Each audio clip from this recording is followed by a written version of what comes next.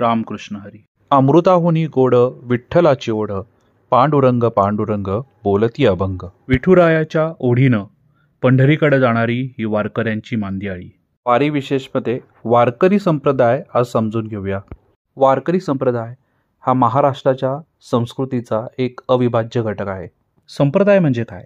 एक विशिष्ट विचारसरणी, धार्मिक किंवा सांस्कृतिक परंपरेचं पालन करणारा लोकांचा समुदाय.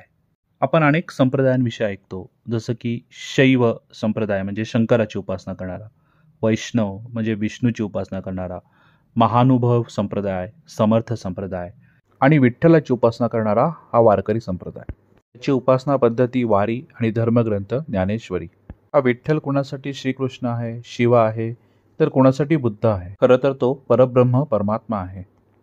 अगदी 13व्या शतकाच्या आधीपासून वारी चालू आहे. त्यावेळेची सामाजिक परिस्थिती लक्षात घेता जाती धर्म, स्त्री पुरुष असमानता, अंधश्रद्धा यात समाज गुरफटला होता.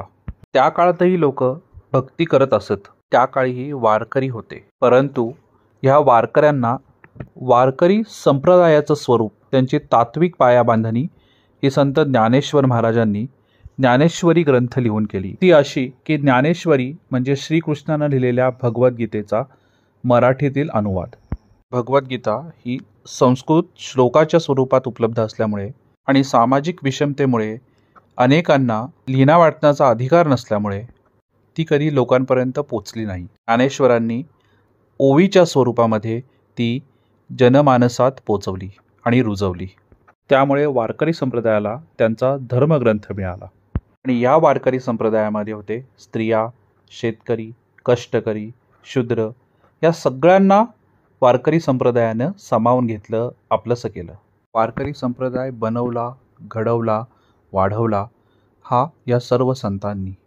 जातीधर्म, व्रतवैकल्य, कर्मकांड या विळख्यात न अडकलेला, ज्ञान, उपासना आणि श्रद्धा यांच्या पायावर उभा असणारा, संतांच्या विचारधारेतून वाहणारा हा भक्तीचा महासागर म्हणजे वारकरी संप्रदाय.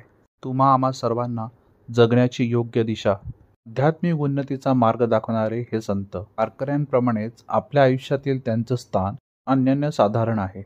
संतांच्या प्रवासाविषयी बोलताना बहिणाबाई म्हणतात, ज्ञानदेवे रचिले पाया, उभारिले देवलया. अर्थात ज्ञानेश्वरी लिहून माऊलींनी पाया रचला. आमातयाचा किंकर तेने केलासी विस्तार. संत नामदेव महाराजांनी त्याचा विस्तार केला. जनार्दनी एकनाथ खांब दिला भागवत. भागवत ग्रंथ लिहून एकनाथ महाराज खांब झाले. तुका झालाशी कळस भजन करा सावकाश. आणि तुकोबारायांनी या देवालयाला कळस चढवला. आणि असा हा आपला वारकरी संप्रदाय.